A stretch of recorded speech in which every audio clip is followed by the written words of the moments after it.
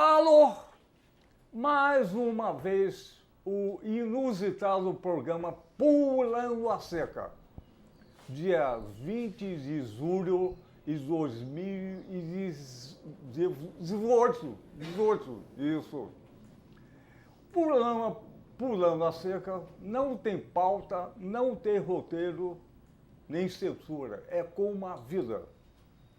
O apresentador do programa sou eu, Daniel Sulturense, médico. Então, vamos começar chamando Inácio Boca de Trombone. Alô, hoje é o dia da amizade. Estaremos aqui celebrando a amizade em mais uma conversa, em mais um papo no Pulando a Cerca. Ah, então, Inácio, Boca de Trombone, é legal. Olha só, bom, pulando a cerca, por quê? Por cima, a gente pula a cerca por cima, pelo meio, por baixo, porque a gente vê o outro lado. O outro lado não tem sacanagem, não tem corrupção. Tem o quê? Educação, saúde, justiça, prazer, lazer. Cultura também. Isso é importante.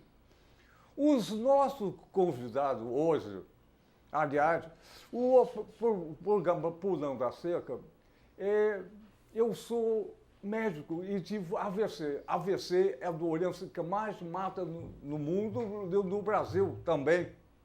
E Pulando a Cerca é um grande programa, não, é um pequeno programa, uma grande bandeira, é história.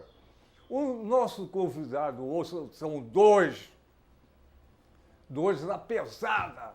E o seguinte, nós convidamos sempre uma fração importante da população brasileira, que é 518 anos pula a cerca.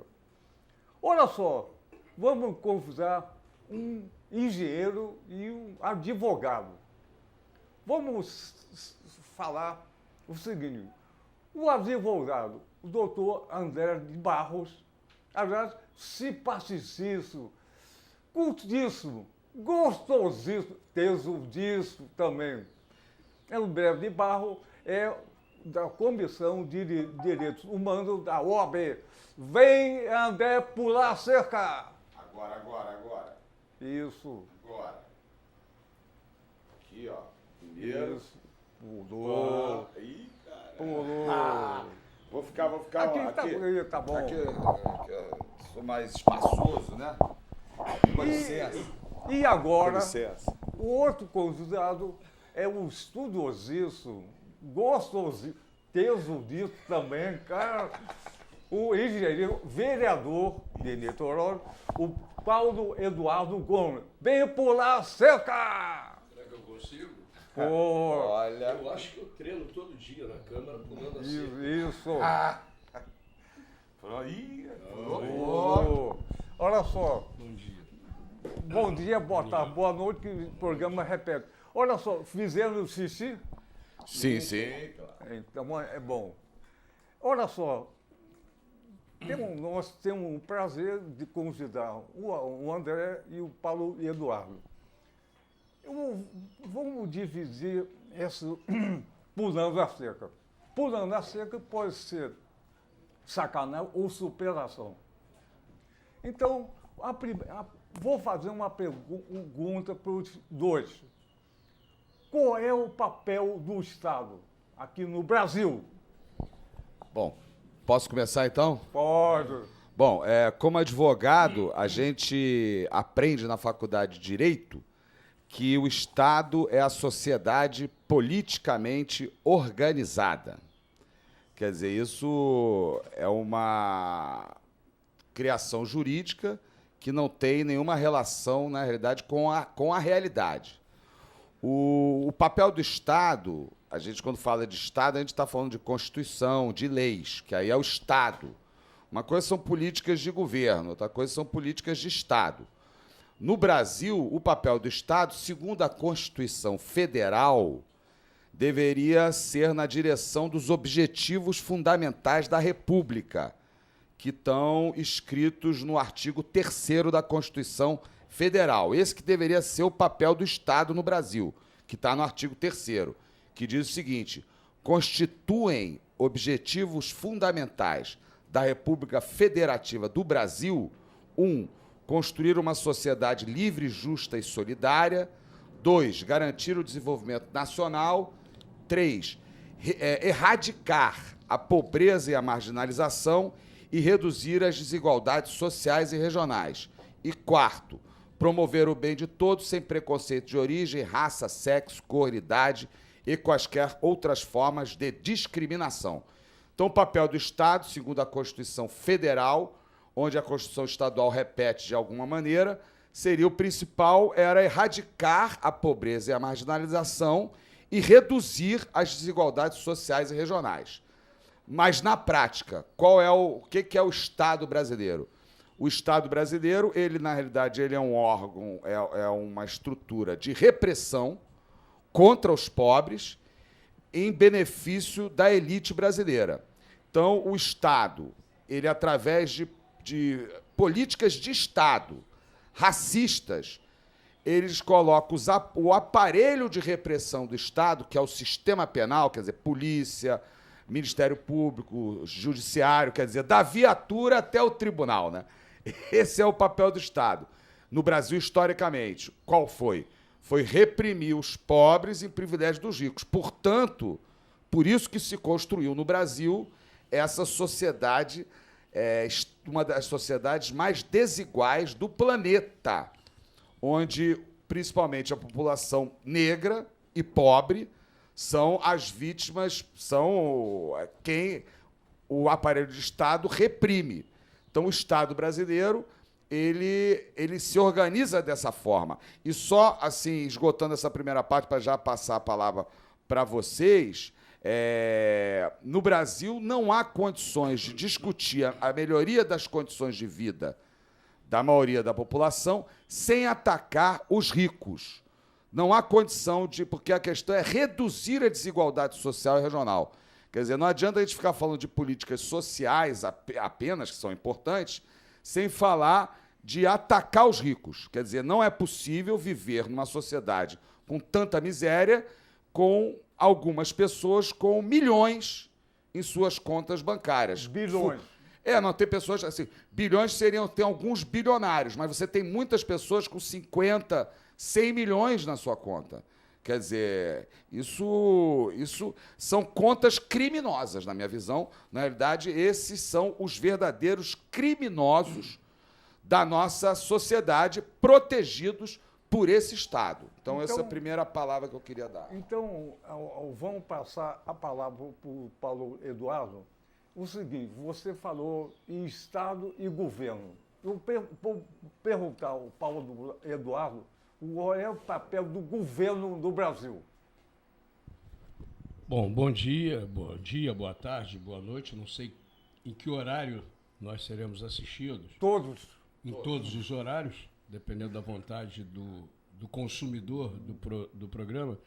Em primeiro lugar, queria agradecer ao doutor Daniel, nosso amigo de longa data, que, além de médico, é alguém que se interessa pela discussão das coisas da vida, das coisas do dia a dia da população da nossa cidade, do estado, do país. E ressaltar o prazer de estar aqui do lado do André, que, a parte o fato dele ser advogado e a parte o fato de eu ser engenheiro, nós estamos aqui discutindo política, discutindo os assuntos da sociedade, discutindo os assuntos da polis. Muita gente, e infelizmente, homens e mulheres de bem, tendem a achar que política é algo pecaminoso, que a gente não deve se meter. Nem eu, nem André concordamos com isso, até porque, se concordássemos, nós estaríamos aderindo à tese de que o espaço da política é para ser ocupado pelos pilantras. E os pilantras são a maioria nas câmaras municipais, nas assembleias legislativas, no próprio Congresso Nacional, porque homens e mulheres de bem não querem se meter na política.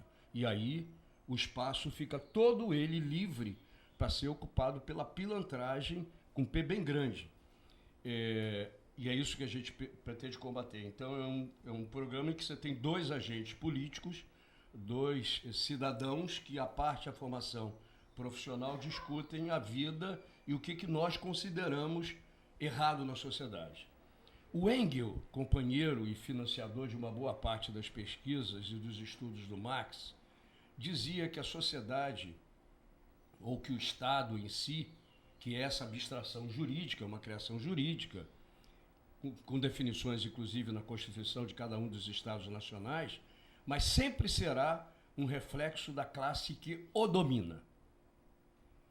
O que significa?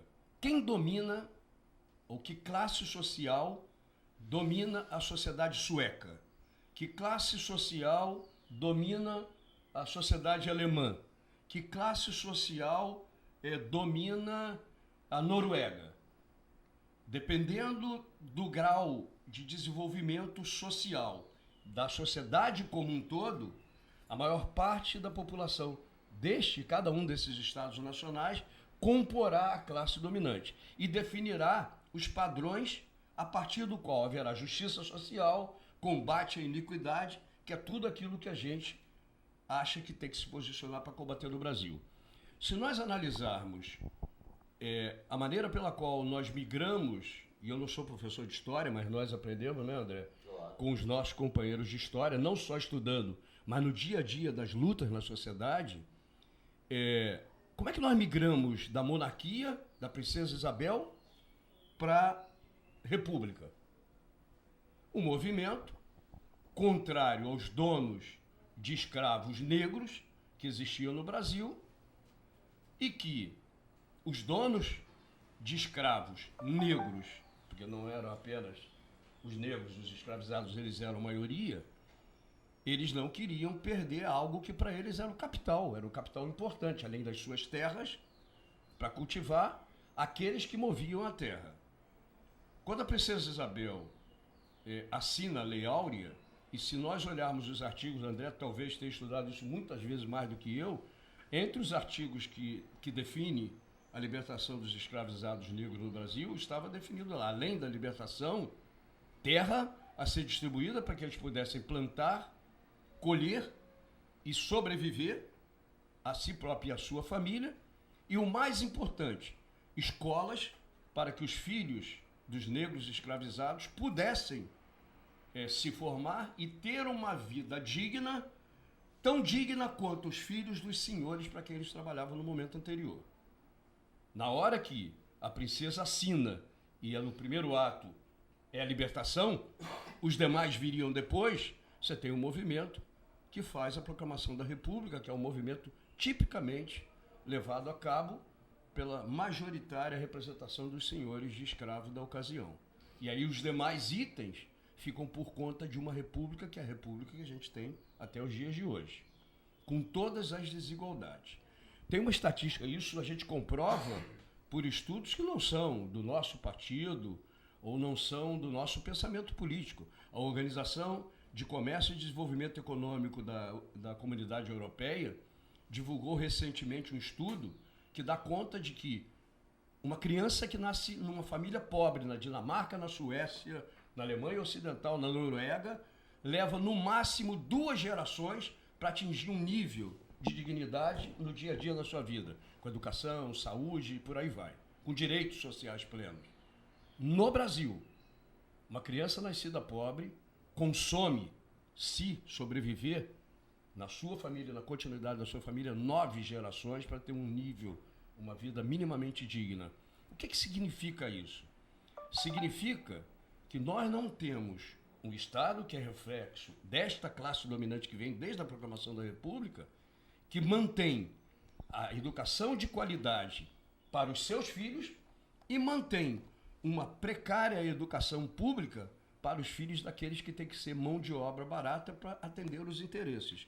Então, esse conjunto de iniquidades e injustiças que passa pela saúde precária, que passa pela própria colocação da justiça, e o André pode falar disso melhor do que eu, uma justiça que se move lentamente para botar Cabral na cadeia, mas que se move com uma agilidade estúpida para encarcerar, com 7 anos de prisão, 23 manifestantes que protestavam contra o superfaturamento do valor dos estádios, etc., durante a Copa. Então, discutir o papel do Estado e o papel dos governos que decorrem dos processos eleitorais em curso no nosso país é falar da mesma coisa. Nós teremos sempre governantes oriundos da tal classe dominante que quer manter tudo do jeito que está, em detrimento de nós termos uma representação política que represente verdadeiramente a maior parte da população. A Câmara de Niterói, da qual eu faço parte, tem 21 vereadores, tem 4 que discutem o problema da população. O resto faz rigorosamente aquilo que o prefeito de plantão, qualquer que seja ele, queira. Tem um exemplo recente, né, André? Na Câmara Municipal do Rio de Janeiro, o Crivella reúne os adeptos da sua religião, numa reunião que foi publicizada porque alguém entrou de penetra, e anuncia: irmãos, se vocês tiverem problema para fazer operação de catarata, hemorroida, etc., procure a Márcia. Procure a Márcia, porque a Márcia vai resolver isso para vocês. É evidente que o agente político, na definição da própria Constituição da República, ele tem que primar pela transparência, pela impessoalidade e outros elementos. Vamos falar da impessoalidade. Que governante pode dizer que vai operar prioritariamente catarata de alguém que adere à sua religião? Ele é governante de todos. Ele pode nem ter sido eleito por todos. E o que aconteceu, para passar para o André? Aconteceu que dos 51 vereadores, 16 votaram pela abertura de um processo de investigação, enquanto a esmagadora maioria, 29 dos que estavam lá presentes, disseram que isso era um trabalho para a polícia, um trabalho para o MP. A mesma coisa aconteceu algum tempo atrás, quando a Assembleia Legislativa teve que se posicionar sobre uma provocação da Justiça de prisão e afastamento do cargo do Pisciani, e dos 70 deputados na Alerj, apenas 19 votaram pelo afastamento do Pisciani. A esmagadora maioria se posicionou pela defesa do Pisciani. Ora, a representação política nas câmaras municipais, nas assembleias legislativas e no Congresso Nacional é majoritariamente representante da minoria da população. Minoria essa, entretanto, conforme o André adiantou, detém, através de uma meia dúzia de famílias, mais da metade da riqueza produzida por toda a classe trabalhadora brasileira. Nós estamos longe de ter um país justo, um Estado que reflita a necessidade do conjunto da população em todas as áreas, exatamente por conta da formação da própria República Brasileira e da própria sociedade brasileira. Então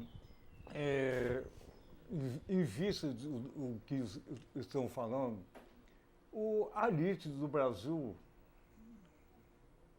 tem um arcabouço, a mídia.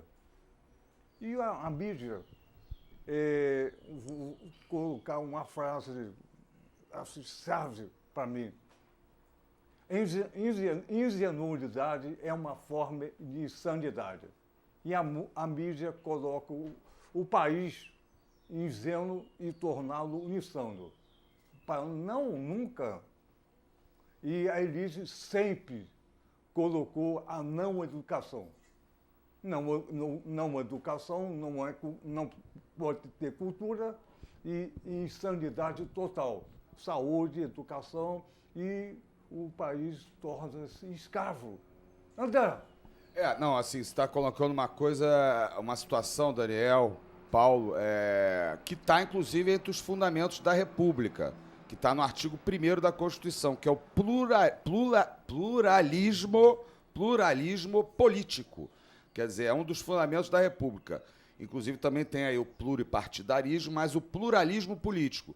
Nós temos uma mídia, em geral, obviamente, tem a Rede Globo, que é a mais forte, mas a mídia, em geral, ela repete, essa mídia oficial, ela faz um discurso único. Quer dizer, as pessoas que deveriam ter alguma responsabilidade junto aos meios de comunicação para existir um debate de ideias, um pluralismo político no país, não é isso que acontece. Inclusive, a gente tem, hoje, o ex-presidente Lula. Até quero dizer, eu assim, não vou fazer a campanha do Lula, não vou votar no Lula no primeiro turno, mas o Lula, ele é o líder das pesquisas eleitorais, ex-presidente da República 2 vezes, e a elite, de forma a jato, colocou esse ano de 2018, que é um ano da eleição, ela colocou o líder das pesquisas eleitorais numa solitária e incomunicável. Quer dizer, para que o Lula não possa ser candidato a presidente do Brasil. Quer dizer, está ferindo aí o pluralismo político, porque a soberania popular ela só pode ser exercida através do sufrágio universal. E o sufrágio universal ele tem que ter diversas posições políticas. Então, o que é aí? É o Estado, através como eu falo, da viatura ao tribunal, trabalhando para que exista um único discurso, o discurso neoliberal, que quer, obviamente, privatizar o país inteiro. Desculpa. Quer privatizar o país inteiro. Então, existe o discurso neoliberal. E, pior ainda, é que como o país vive uma gravíssima crise econômica, o estado do Rio de Janeiro, por exemplo, é o estado que mais desempregou. O Rio de Janeiro está numa crise econômica gravíssima. Redução do royalties do petróleo e é o estado que mais empregou. Então, o país numa grave crise política e a própria elite, aí que é o perigo, a própria elite ela não tem um candidato propriamente neoliberal que esteja despontando nas pesquisas eleitorais, e ela começa a aplaudir um candidato fascista. O senhor Bolsonaro, ele teve uma reunião com 2.500 empresários e ele foi ovacionado, aplaudido. E ele também teve uma reunião com pessoas do mercado financeiro, banqueiros, que também aplaudiram o Bolsonaro, que ele disse que o papel dele vai ser privatizar tudo. E, como acompanhando aqui o Paulo Eduardo, dizer o seguinte: quem apoiou o Hitler na Alemanha foram os capitalistas. Os capitalistas alemães, conscientes do que estavam fazendo, preparados, quer dizer, um país hoje de uma potência industrial, os capitalistas industriais, capitalistas alemães, apoiaram o nazismo. Os capitalistas na Itália apoiaram os fascistas. No Japão, apoiaram a ditadura no Japão. Então, e no Brasil agora, nós temos que ficar em alerta, porque os capitalistas, a elite brasileira, sem uma opção de um candidato de elite, ela começa a aplaudir um fascista que apoia a ditadura militar e, consequentemente, apoia o quê? A tortura, o desaparecimento, o fechamento do Congresso, porque foi isso que a ditadura militar fez. A ditadura militar entrou em 64, dizendo que ia promover a eleição em 65, e nós, no Brasil, ficamos 25 anos sem poder votar para presidente do Brasil. Nenhum brasileiro que está nos ouvindo agora tem que saber disso. De 1964 até 1989, os direitos políticos de todos os brasileiros foram cassados. Nenhum brasileiro podia votar para presidente do Brasil de 64 a 89. E é isso que o senhor Bolsonaro defende para o país, e a gente tem que ficar super alerta, porque eles não querem pluralismo político nenhum. Eles querem entregar o país, porque, só terminando dessa parte, a elite brasileira, ela é uma elite subserviente. Ela não tem política nenhuma para o país. A política dela é servir o capital estrangeiro. Inclusive, a elite brasileira é normal dizer o seguinte: não, eu sou filho de francês, minha descendência é italiana. Quer dizer, a elite brasileira parece que ela tem vergonha de ser brasileira. Ela não gosta de ter nascido no Brasil. Ela não gosta do Brasil. Ela não gosta do povo brasileiro. A coisa principal que a elite brasileira fala é: não, eu tenho uma descendência europeia. Meus tataravós eram franceses, eram ingleses. Então, uma elite entreguista que não tem política nenhuma para o país, construiu esse país onde nós não saímos da miséria. A realidade é essa. Os programas sociais do governo Lula foram programas, inclusive, apenas humanitários para pessoas que estavam com fome, um programa de comida. Ele não atacou a elite, nada, inclusive, entendeu? Muito pouco. Mesmo isso, nem isso a elite brasileira quer. A elite brasileira, que se diz, inclusive, religiosa, não quer nem dar esmola para os pobres. Porque uma política... O que aconteceu? A Bolsa Família era uma política de dar R$650 para as pessoas que não tinham o que comer. Então, falei demais, rola a bola, pula seca e rola a bola. Ô Paulo, olha só, metaforicamente, Deus é pluralista, né? Dividiu o mundo e todo mundo é igual. Mas apareceu o capital. Capital dividiu em classes sociais. E a classe social, como você falou, é dominante de cima. Domina todo o país. O capital. Olha só, sem querer filosofar muito, mas para tentar responder a sua pergunta, mas fazer uma ligação com o que nós falamos lá atrás, com o que o André falou agora,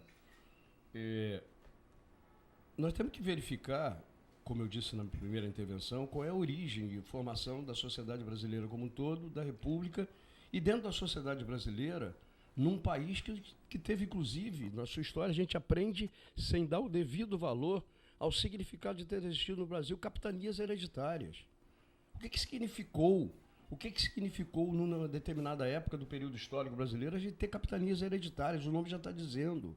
Eu dou, por concessão a um determinado senhor, uma parcela do território, faço um tratado de conveniência, tratado de Tordesilhas, dividindo uma parte de cá fica com Portugal, outra parte fica com Espanha, e nós temos a apropriação desse novo território, independentemente da vontade das populações originais, que tinham uma determinada população no Brasil, os indígenas e as nações indígenas brasileiras, e o que elas se tornaram nos dias de hoje, depois do tratamento que muita gente diz que foi tratado com carinho, com missa, etc., basta a gente ver a quantidade de nações indígenas e população indígena que nós tínhamos em 1500 e que nós temos hoje.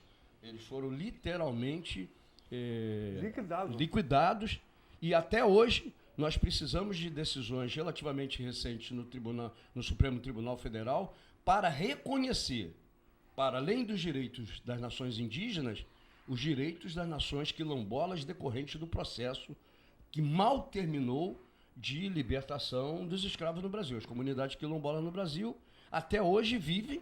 Nós temos uma, inclusive, em Niterói, que é o Quilombo do Grotão, reconhecido recentemente, mas também essas comunidades tradicionais, seja de pescadores, sejam comunidades quilombolas, sofrem muito e lutam muito para serem reconhecidas. Então, na hora que a gente fala de Estado e capital, o Brasil nasce integrado ao capital internacional, de maneira subalterna. Porque na hora que um país como o nosso, cujo nome vem do pau-brasil, que era considerado uma mercadoria importantíssima para a corte, lá no passado, tão logo se descobriu, pau-brasil, que eu nem tenho ideia, tenho que conversar com os companheiros defensores do meio ambiente, nem sei qual é a quantidade. Só tem, acho, lá no Jardim Botânico. Lá. No Jardim Botânico, com certeza tem. Para os visitantes e turistas verem o que significa o pau-brasil. Mas isso foi aniquilado, isso foi usado para tintura e para uma série de coisas ligadas à indústria têxtil na Europa, e o Brasil se integrou, integração à economia internacional de maneira subalterna. Então, o nosso país sempre foi utilizado para enriquecimento de quem aqui chegou em primeiro lugar. Não é à toa que ele foi disputado por franceses numa determinada fase da nossa história, por holandeses no Norte e Nordeste, porque todos viam aqui um lugar em que você não tinha que desenvolver. Você tinha que extrair para manter a riqueza concentrada aqui. Aqui era uma colônia e, de certa maneira, continua se mantendo com um comportamento de colônia, graças predominantemente à não formação radical com educação crítica da maior parte do povo brasileiro e da conduta egoísta, gananciosa da elite dominante brasileira. Eu me lembro que na Embratel, onde eu trabalhei muito tempo, a gente conviveu com engenheiros da Alemanha, da Siemens, engenheiros da NEC japonesa, da Olivetti italiana e da Philips holandesa. Os holandeses, então, eram os que mais, muito parecidos conosco, no jeito de brincar, etc., nos gozavam o tempo todo, dizendo coisas do tipo, eu lembrei disso porque você falou de Deus. Aí eu lembrei dos colegas engenheiros holandeses da Philips. Eles diziam assim, rapaz, vocês reclamam de quê? Deus fez o Brasil todo para vocês, cheio de riqueza, com sol o ano inteiro, com terra agricultável que vocês podem plantar de tudo e tudo dá aqui. E eu passo por um viaduto ou por uma ponte e vejo poça d'água em dia de chuva. Nós construímos a Holanda debaixo do nível do mar e não tem um alagamento na Holanda. E a Holanda, que investe radicalmente em educação, vive e roda a sua economia com base nos royalties decorrentes de pesquisa em ciência e tecnologia que faz até os dias de hoje. Domina o mercado de aparelhos para medicina e uma série de outras áreas e vive do conhecimento científico acumulado. A elite brasileira quer isso? Ela ganha suficientemente bem e acumula riqueza suficientemente em quantidade que faz com que ela possa, no ambiente em que a economia está toda financiarizada, em que você senta na frente do computador e começa a jogar tal qual um jogo qualquer, onde você coloca o dinheiro, eu tiro daqui, visto daqui, aqui me dá uma rentabilidade e tal, a elite brasileira está preocupada com a acumulação e multiplicação da sua renda e não com um projeto de país. Teria que ter projeto de país? Teria que, se nós tivéssemos um outro Congresso Nacional, para falar de país. Para falar de país. Um Congresso Nacional em que você tenha a maioria, uma grande parcela de deputados representantes de plano de saúde. O SUS, universal, para todos os brasileiros, jamais será uma total realidade se nós continuarmos com uma quantidade enorme de deputados federais e senadores representando planos de saúde. Saúde está mercantilizada. Se nós continuarmos com a Comissão de Ciência, Tecnologia e Comunicação Social do Senado e da Câmara Federal, hegemonicamente dominada por quem? Hegemonicamente dominada por donos de rádio e TV. O agronegócio acabou de ser votado, Daniel, acabou e estamos sendo avisados sobre o tempo, temos que agilizar. A Câmara Federal acabou de votar o que nós estamos chamando a Lei do Veneno, em que agrotóxicos proibidos no mundo inteiro estão sendo autorizados no Brasil por uma lei recentemente aprovada. Então, esta elite, em que a Bayer alemã compra a Monsanto e abre a porteira por legislação específica para tudo que faz mal à saúde e gera câncer para a população brasileira possa usar nos alimentos que a população consome, essa elite brasileira não está a serviço da maior parte da população. É difícil alterar isso? É difícil alterar isso. Porque para que nós pudéssemos alterar, nós teríamos que fazer aquilo que Joaquim Nabuco defendia lá atrás. Eu tinha que educar a sociedade brasileira de tal modo que nós tivéssemos uma educação crítica.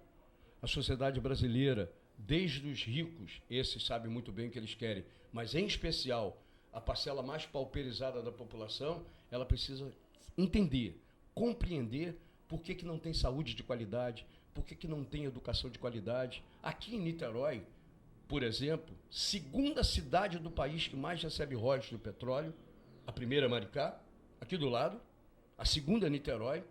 Nesta cidade, que vai receber durante o ano de 2018 quase 1 bilhão de reais. O orçamento é 2 bilhões e 600. O orçamento. De royalties, 1 bilhão receberá. No entanto, nas escolas da rede municipal, escolas destinadas à pobreza, porque os filhos da elite estão pagando alto para ter uma educação integral de qualidade para os seus filhos, a escola da pobreza em Niterói Em agosto, que nós estamos caminhando para entrar, não tem uniforme até hoje. Faltam itens básicos de merenda que garantam a nutrição indispensável a um bom aprendizado das crianças na sociedade brasileira. Tem uma estatística, caminhando para o final, uma frase adicional, que é muito cara para mim e para vários de nós, no nosso partido, nas nossas organizações sociais, uma pesquisa da ONU que diz o seguinte: a cada 2 milhões de crianças que nascem no mundo, uma é genial, em qualquer campo da genialidade humana. Essa estatística que vale para os gênios nascidos, vale para nós da sociedade, nós que não somos gênios. Nas sociedades mais desenvolvidas, onde o acesso à educação é pleno para toda a população, entre 95% e 98% dos gênios nascidos são descobertos pelo Estado. Em países desiguais e injustos como o Brasil, nós descobrimos dos nossos gênios nascidos entre 2% e 3%. Tem um exemplo bem simples. Daiane dos Santos foi descoberta por acaso por uma professora de ginástica gaúcha numa praça de Porto Alegre, dando piruetas que aquela professora, especialista em Jogos Olímpicos, jamais tinha visto um atleta no mundo inteiro dar uma pirueta como aquela. Pegou uma menina já formada, deveria ser pega para desenvolvimento pleno de suas potencialidades desde pequenininha, pegou essa menina já formada, quase uma adolescente virando mulher, e transformou em pouco tempo essa menina em campeã olímpica e campeã mundial. O que eu estou citando da estatística que vale para os gênios, vale para todas as crianças. O gênio ou a criança que nasce, ela pode nascer numa favela, ela pode nascer numa cobertura de luxo da Avenida Atlântica, em qualquer outro lugar. Se ela tiver nutrição, carinho e amor, e se ela tiver educação de qualidade, ela se desenvolve plenamente e saberá, por ter um olhar crítico sobre a realidade que a contorna, saberá que tipo de atitude tem que ter para que essa sociedade seja diferente. Quando a gente olha a Suécia, Dinamarca, Austrália, países que têm características de menor riqueza natural, menor riqueza ambiental, mas que desenvolve plenamente todas as suas necessidades, é inconcebível nós temos um país com a biodiversidade da Amazônia e nós não temos nenhum dos medicamentos utilizados pelos habitantes originais dessa terra chamada Brasil, adotados pela medicina, porque a indústria farmacêutica, que ganha muito dinheiro corrompendo médicos, corrompendo trabalhadores da área de saúde, estimulando eles a encomendarem, e aí temos um médico que pode dizer se é verdade ou não, pressionando os médicos para consumo de medicamento, quando os índios curam várias das suas doenças com as plantinhas que eles recolhem do meio ambiente, em especial da biodiversidade. Então, ter um projeto de país depende de uma ação dura e política de todos nós, mas depende também de nós olharmos a política com algo que não pode ser deixado na mão da pilantragem ou dos pilantras. Não, é assim, importante a gente colocar o seguinte: a gente é criado no Brasil com a seguinte frase, que política, futebol e religião e até samba não se discute. Pô, então se discute o quê? Se não pode discutir política, futebol, religião e samba, então vai discutir o quê? Porque exatamente, até aproveitando o que o Paulo falou sobre a reunião religiosa dentro da prefeitura do Crivella, aquilo ali é o seguinte, aquilo ali não precisa de investigação nenhuma. Aquilo ali é a prova direta de vários crimes cometidos. Crimes de responsabilidade, crime eleitoral, crime de improbidade administrativa, não precisa de investigação nenhuma. Ali é a prova direta. A prova mais difícil que existe para apurar um crime é a prova direta. A prova indireta, vamos supor, uma pessoa passa com uma faca na mão. Isso é uma prova indireta. A prova direta, eu vi a pessoa dar 3 facadas na cara do outro e matar.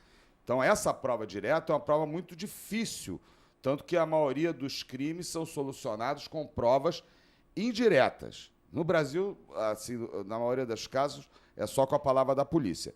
Mas o que nós vimos ali foi a prova direta, tudo gravado, filmado em áudio, na cara de todo mundo. E aí, o que entra? A questão é o seguinte: nós temos que, no Brasil, atacar, porque a gente não vai melhorar as condições da população se não acontecer o que está na Constituição, que é a redução da desigualdade social e a redução da desigualdade regional. E a redução só pode acontecer se nós atacarmos a elite brasileira. Porque o problema é, a elite brasileira ela concentra muito capital. E o capital, ele gera mais concentração, ele não gera nenhuma distribuição. Essa é que é a tragédia, porque o capital ele vai se concentrar cada vez mais. Por exemplo, a pessoa na Noruega ser um milionário, porque ali há uma certa distribuição de renda, é uma situação. Agora, o cara ter 50 milhões, 100 milhões, num país onde milhões de pessoas estão abaixo da linha da pobreza, na miséria, quer dizer, a elite brasileira é uma elite criminosa. Criminosa.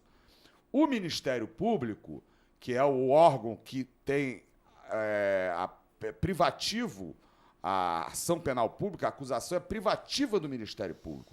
O Ministério Público, que é um órgão do Estado, quer dizer, ele está falando até de política de Estado. O Ministério Público, ele só denuncia jovem, negro e pobre. Só faz isso.